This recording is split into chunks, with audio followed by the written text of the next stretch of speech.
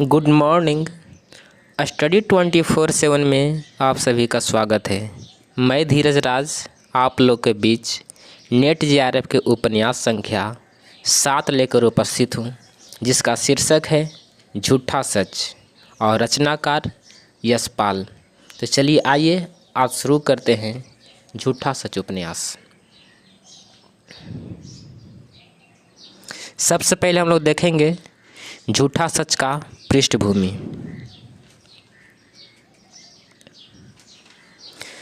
झूठा सच उपन्यास विभाजन की त्रासदी का चित्रण करता है। मानवीय जीवन की त्रासदी का प्रत्यक्ष दर्शन है।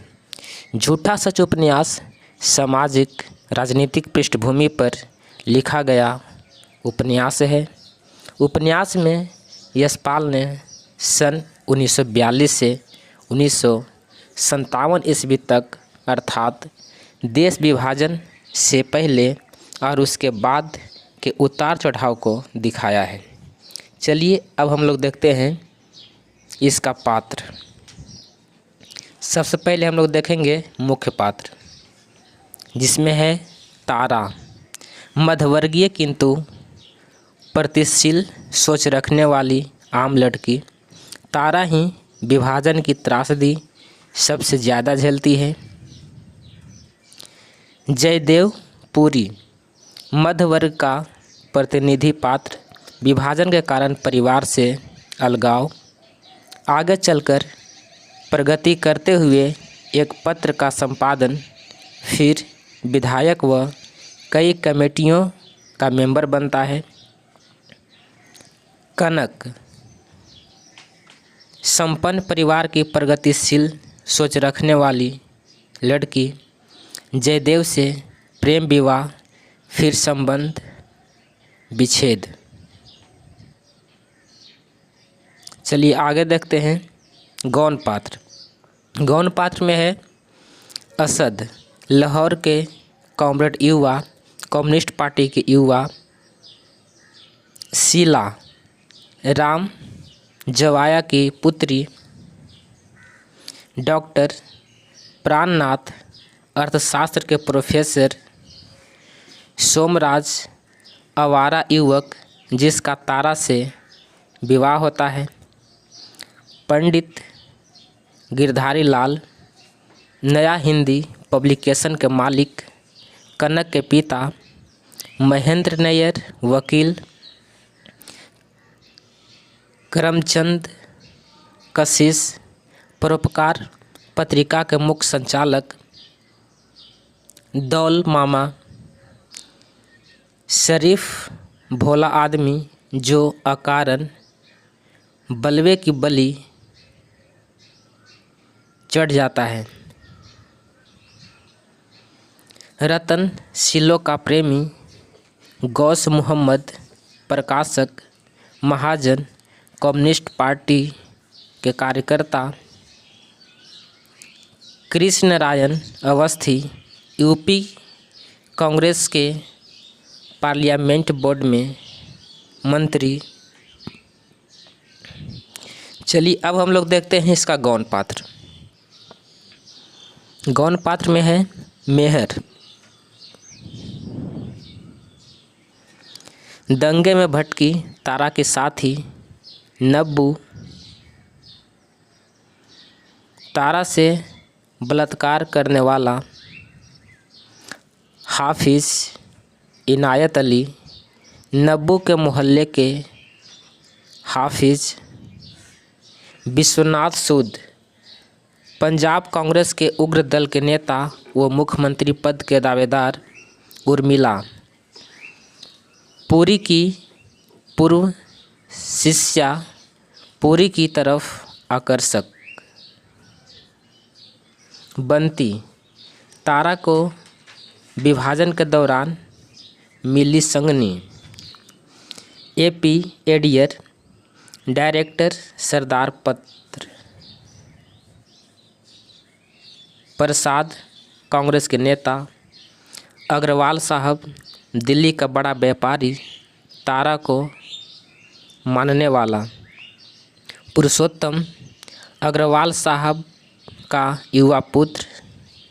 नरोत्तम सिस्टम अग्रवाल साहब का युवा पुत्र मंत्रालय, सिस्टम रावत सचिव गृह। चलिए आगे कुछ और गौण पत्र है उसको देखते हैं।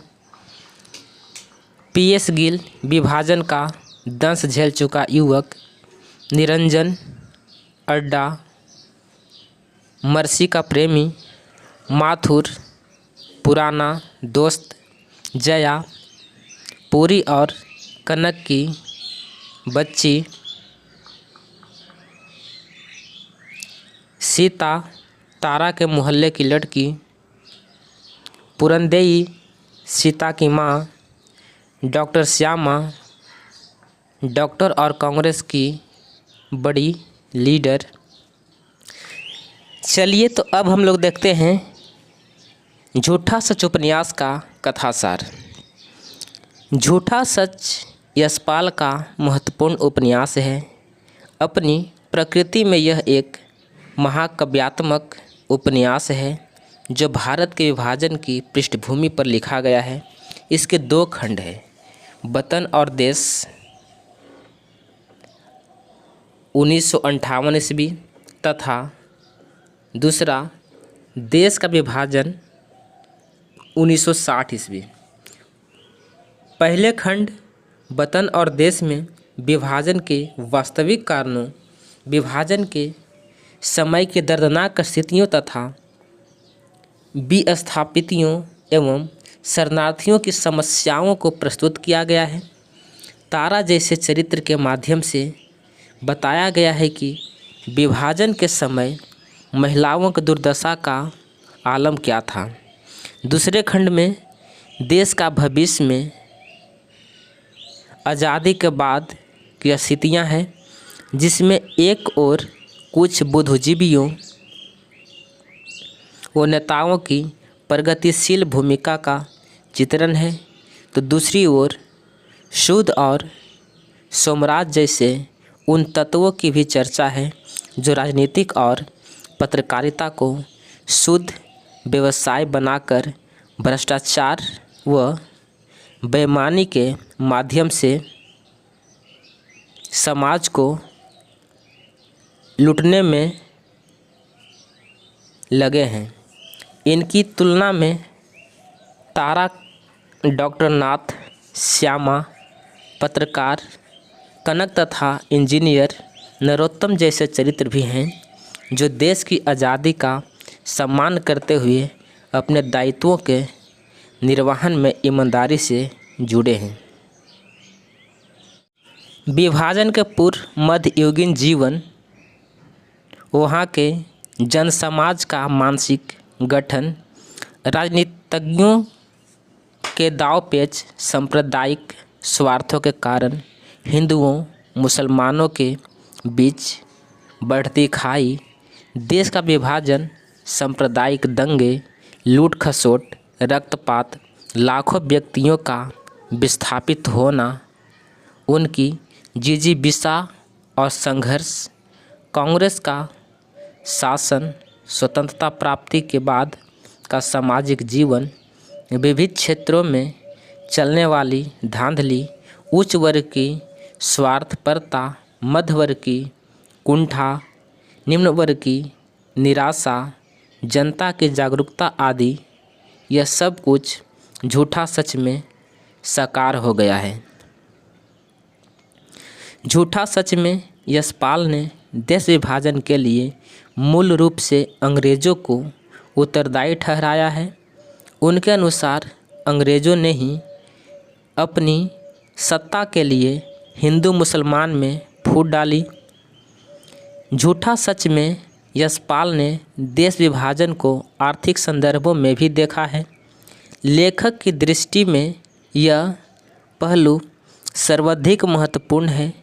देश विभाजन के मूल्य में आर्थिक कारणों की खोज करते हुए वे इस निष्कर्ष पर पहुंचते हैं, संपूर्ण पंजाब में हिंदू अमीर थे, उच्च पद पर थे, अल्पसंख्यक होने के बावजूद भी आर्थिक, सामाजिक और कुछ सीमा तक राजनीतिक सत्ता उन्हीं के हाथों में थी। लेखक का मंतव्य यह है कि विभाजन की त्रासदी का शिकार समान लोग ही हुए, उच्च वर्ग के लोग नहीं।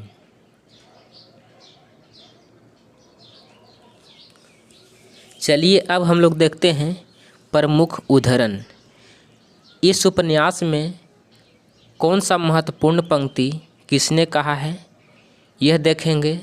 जो नेट जीआरएफ में आज के ट्रेंड में सीधा उपन्यास का पंक्ति दे दिया जाता है और पूछा जाता है कि यह पंक्ति किस उपन्यास का है, तो उसी का मैं महत्वपूर्ण कुछ पंक्तियाँ आप लोग के बीच लाया हूँ। इसे आप लोग ध्यान से देखेंगे तो आपके परीक्षा के लिए बहुत ही महत्वपूर्ण साबित होगा। तो चलिए आइए देखते हैं। जर्नलिज्म सियासत का जहाज है, वो चाहे तो स्टेट को बचा ले, चाहे तो डुबे दे। कशिश जी संपादक पैरोकर का यह कथन है। Advertisement are the stream of the ship of journalism, Kashish ji. पत्रकार के काम की विशेषता यह है कि वह अपने व्यक्तित्व को परोक्ष में रखकर मालिकों की इच्छानुसार घटनाओं के वर्णन को रंग देता है। लेखक सहायक संपादक प्रेस के लिए मसाल तैयार करने की मशीनें होती है। लेखक पत्र की जनप्रियता बहुत बड़ी चीज़ है, परंतु राजनैतिक पत्र का काम जनता की भावनाओं में वह जाना नहीं बल्कि उस भावनाओं को दिशा दिखाना है। कशिश जी संपादक। पुरुष की तुलना में स्त्री की हीनता स्वाभाविक तो नहीं परंतु आवश्यक बना दी गई है। लेखक स्त्री अपने शोभा अपने से बढ़कर पुरुषों को पाने में ही समझ लेती है। लेखक सफ़ेद पोश निम्न मध्यवर्गीय के लिए अपनी गरीबी से अधिक संकोच और रहस्य की दूसरी बात क्या हो सकती है। लेखक स्त्रियों के जीवन से लज्जा का उतार चढ़ाव दिन के पहरों में ताप की भांति होता है। बचपन में लाज की अनुभूति नहीं रहती। जीवन के दूसरे पहर में जब वे अपने शरीर में नारीत्व को पहचानने लगती है और जान जाती है कि उनके जीवन की परिणति उनकी आकर्षण शक्ति में है, तो वे आकर्षण के प्रबल माध्यम लाज को बढ़ाने लगती है। लेखक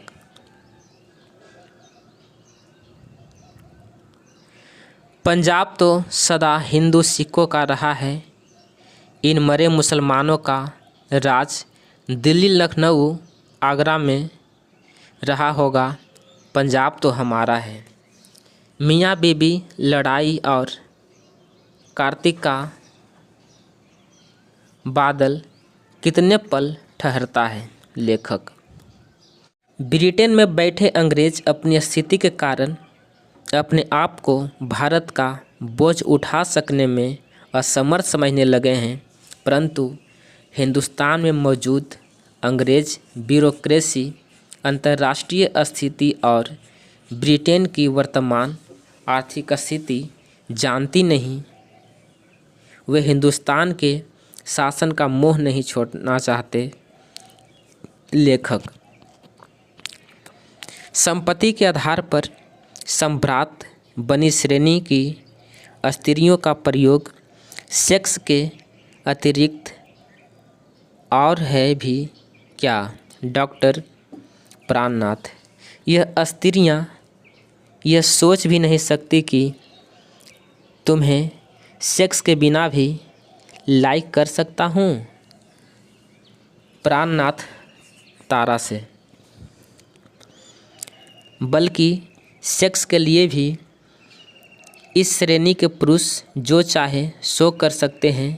ये पत्नियां तो केवल संपत्ति के निर्विवाद अधिकारी पैदा करने के लिए हैं।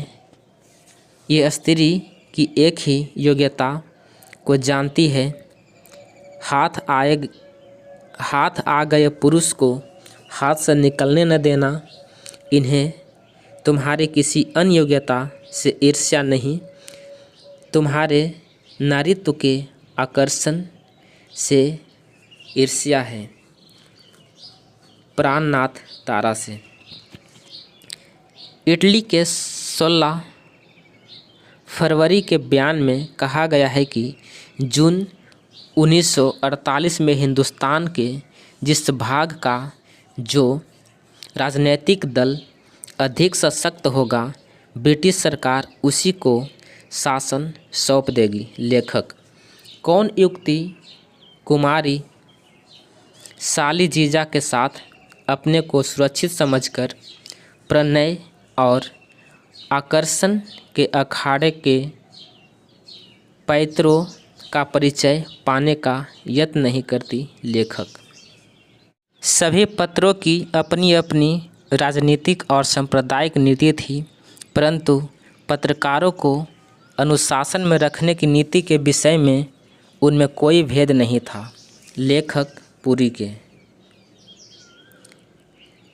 पैरोकार से निष्कासन पर साधनहीन होकर भी सम्मान चाहता हूँ। पूरी। साधन होने पर तो सम्मान खींचा चला आता है। लेखक। कलाकार या लेखक का यश पोला ढोल होता है जिसकी गूंज दूर तक जाती है, परंतु भीतर पोल रहती है।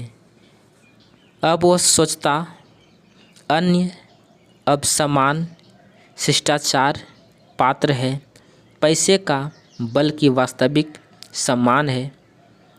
पूरी के संदर्भ में लेखक। सन 42 स्वतंत्रता आंदोलन के समय तलवार, बंदूक, पिस्तौल का नाम सुनकर लोगों को पसीना आ जाता था। अब पूरी सुनता कि लोग निधड़क तलवार, बच्चे और बंदूक जमा कर रहे थे। कुछ लोग पानी के नल कटवाकर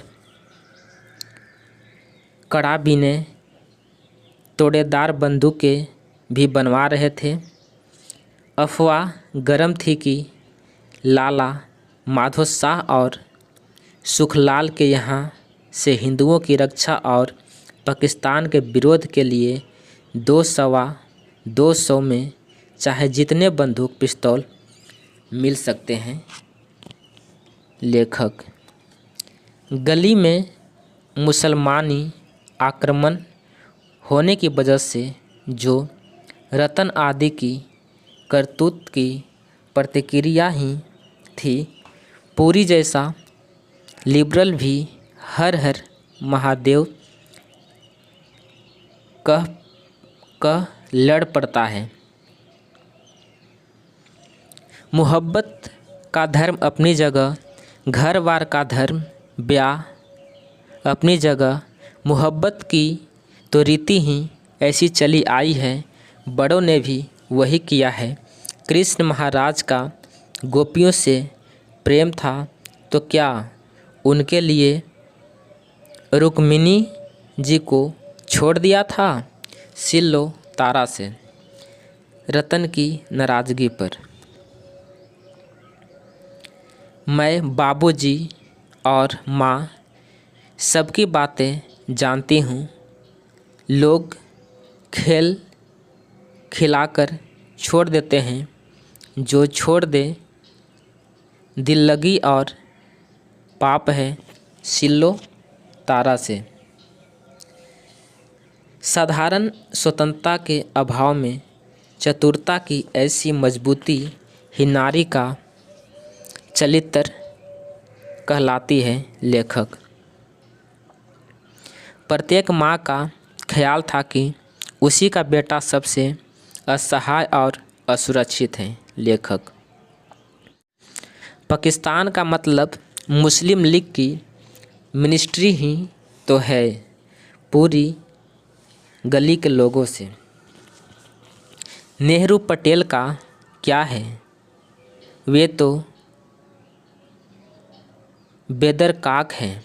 सन 45 में अहमदगढ़ की जेल में 42 की क्रांति को कांग्रेस की पॉलिसी के खिलाफ बता रहे थे। सन 46 में सरकार बन गई तो 42 की क्रांति का सब सिलसिले खुद ले लिया, पूरी गली के लोगों से। पंजाब में गवर्नर चर्चिल की कंजर्वेटिव पार्टी का है, वह अपनी पॉलिसी चला रहा है। उसका ख्याल है कि इटली और माउंटबेटन बाकी हिंदुस्तान कांग्रेस और लीग को दे भी दे तो पंजाब, खासकर पश्चिम बंगाल को बचा ले। जानता है तू, इंटरनेशनल स्ट्रेटजी में पंजाब की बड़ी इम्पोर्टेंस है। ये रूस के सिर कायम रहना चाहते हैं यार मेरे, पूरी काली से। ब्रिटिश ब्यूरोक्रेट्स इटली और माउंटबेटन की स्कीम से सुख नहीं है। वे दिखा रहे हैं कि हिंदुस्तान को सेल्फ गवर्नमेंट देना मूर्खता है। अंग्रेज़ खूब जानते हैं पार्टीशन से दोनों भाग लंगड़े हो जाएंगे। अब तक तो देश का विकास इकाई के तौर पर हुआ है। अब पाकिस्तान इंडस्ट्रियल गुड्स के लिए तरसेगा और शेष भाग कच्चे माल के लिए। पश्चिम पंजाब की रुई दूसरी पैदावार और पूर्वी बंगाल का जूट कहाँ जाएंगे, ब्रिटेन में न। इससे इनके मरते उद्योग जरा जिंदा हो सकेगा। महाजन। मैं जानता हूँ वह बहुत अच्छे लेखक हैं, हो सकता वह किसी दिन बहुत बड़ा लेखक बन जाए, परंतु विवाह के लिए व्यक्ति के ऐसे गुणों की अपेक्षा उसके सामर्थ्य और व्यक्तित्व का ही अधिक महत्व होता है। गुण का आदर करो, परंतु विवाह को जीवन को सफल बना सकने की दृष्टि से देखो। समझी। तुम्हें तो मालूम होगा कि टॉलस्टॉय के व्यवहारों के कारण उसकी पत्नी कितनी बार आत्महत्या के लिए उतारू हो गई थी। साहित्य और कला टॉलस्टॉय में भी कम नहीं थी। जरा सोचो, मनुष्यत्व एक चीज़ है और कला दूसरी। नैयर कनक को समझाते हुए। वैसे तो लड़के लड़कियों के मिलने जुलने से अस्वाभाविक रुकावटें डालने से मन और मस्तिष्क के विकास पर अच्छा प्रभाव नहीं पड़ता, लेकिन एक आयु में जब भावुकता प्रधान रहती है तो जरा गंभीरता से और संयम से चलना चाहिए। पंडित गिरिधारी लाल, बेटी कनक से। स्वाभाविक पर भी नियंत्रण जरूरी होता है। संयम ही संस्कृति है। व्यवहार रूढ़ि बनकर संस्कृति कहलाता है। नैयर। खुदाबंद ने तो मर्द पर फर्ज आयद किया है कि औरत पर रहम करे और उसकी हिफाजत करे, क्योंकि औरत मर्द को अपने जिस्म से पैदा करती है और पालती है। खाक रहम और हिफाजत करते हैं। बेहया जहाँ से निकलते हैं उसी की बेइज्जती करते हैं। और मर्द मोहब्बत करे तो गुस्सा करे तो उसका सब जोर वहीं पर उतरता है। तारा से सहानुभूति में स्त्रियों की बातचीत।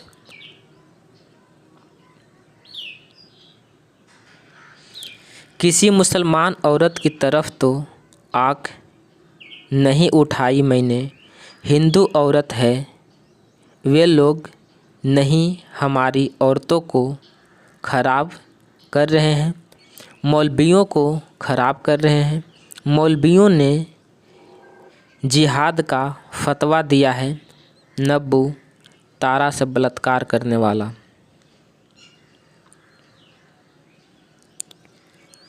हिंदुत्व कोई मजहब नहीं, वह एक समाज और संस्कृति है।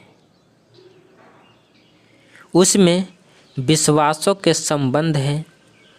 आप भगवान में विश्वास करें तो भी हिंदू, न करें तो भी अपने आप को हिंदू कह सकते हैं। आज चाहे जैसे भगवान में, साकार में, निराकार में, एक ही में या अनेक भगवान में विश्वास कर सकते हैं। ब्रह्म, जीव और माया एक मानिए का पृथक पृथक। पूर्णजन को भी मानने न मानने की स्वतंत्रता है, व्यवहार की नहीं। इस्लाम ऐसी स्वतंत्रता सहज नहीं कर सकता है। इस्लाम चिंतन का नहीं, विश्वास का मार्ग है। आप खुदा से मुनकिर नहीं हो सकते हैं। आप खुदा से मुनकिर हैं तो आप काफिर हैं। खुदा पर भी आप मनचाहे ढंग से विश्वास नहीं कर सकते। सिर्फ एक ही खुदा, वाहिद, मुतलिक, लाउल शरीफ खुदा पर एक करना होगा। यहीं तक हद नहीं है, उस खुदा का एक रसूल भी मानना होगा और वह रसूल केवल मुहम्मद साहब को मानना होगा।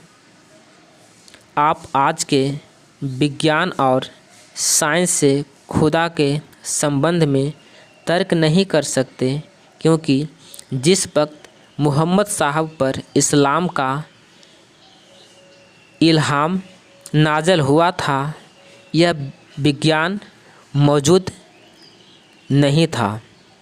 कॉमरेड असद, तारा, नरेंद्र, जुबेदा, सुरेंद्र, हमीद आदि से।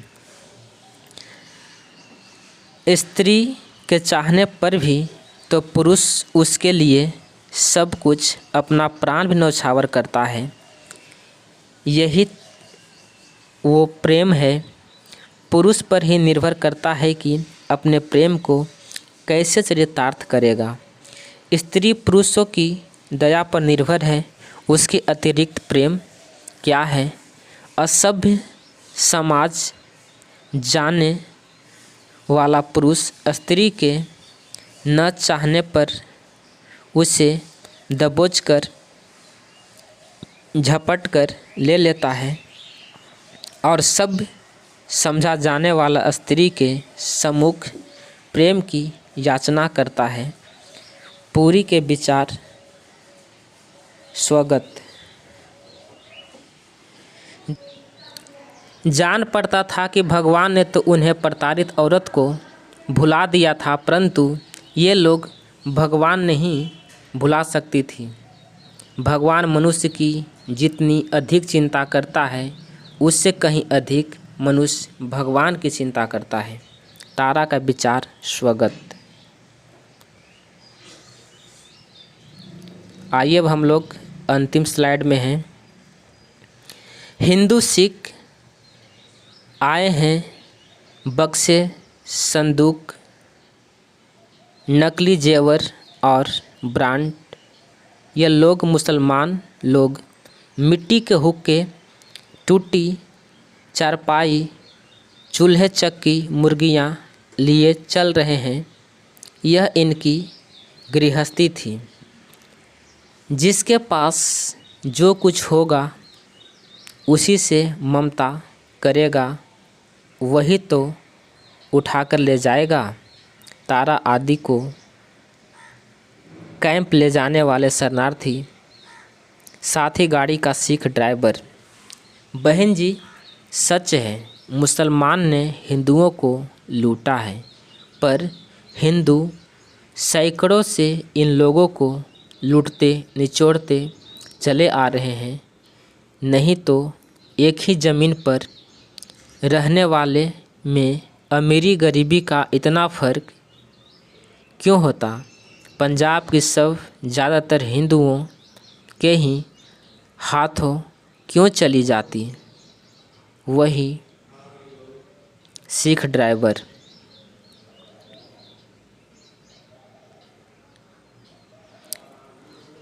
इस प्रकार हम लोगों ने झूठा सच उपन्यास को बारीकी से देखा और समझा। आप सभी को बहुत बहुत धन्यवाद। मिलते हैं नेक्स्ट वीडियो में।